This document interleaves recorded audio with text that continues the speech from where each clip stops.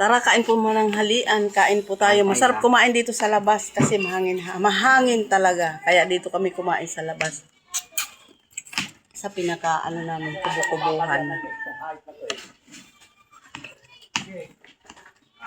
Kain tayo. Pinulang manok, luto na. Luto ko na kain sabaw. Sarap na sabaw. Dito kami sa labas kumain kasi mahangin. Sige. Kumain yan. Kumain niya. Naon yung kumain. Yeah. Kumain niya siya.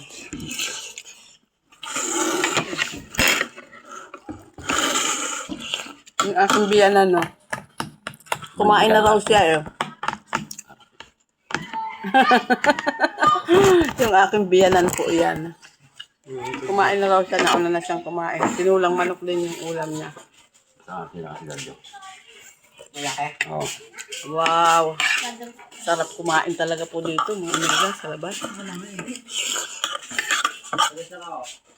Kasi yung alaga ko, yung ako ko nandun sa taas, kinuha nung kapitbahay. Dinala. Kaya, dito ako sa labas napakain. Hindi natin naiwasan yun. Bago yung tatakasan. Yan lang. Buto pa ito, masarap ulam mo.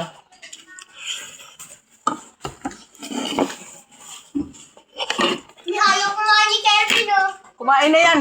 Huwag mo lang intindihin. Tapos na kumain yan. Nauna na silang kumain, mga bata.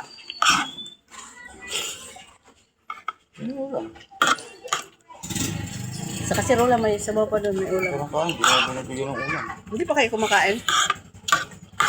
Wala pa binibigyan eh. Kumain na. May natirang sabaw doon sa kasirola.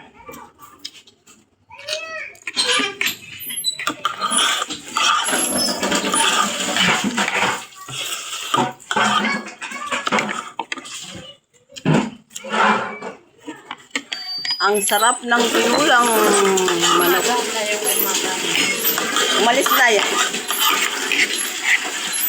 Inutusan.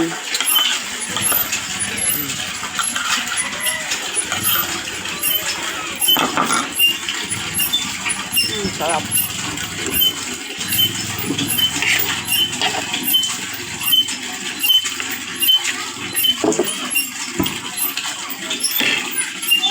Bye-bye. Mapunay pagka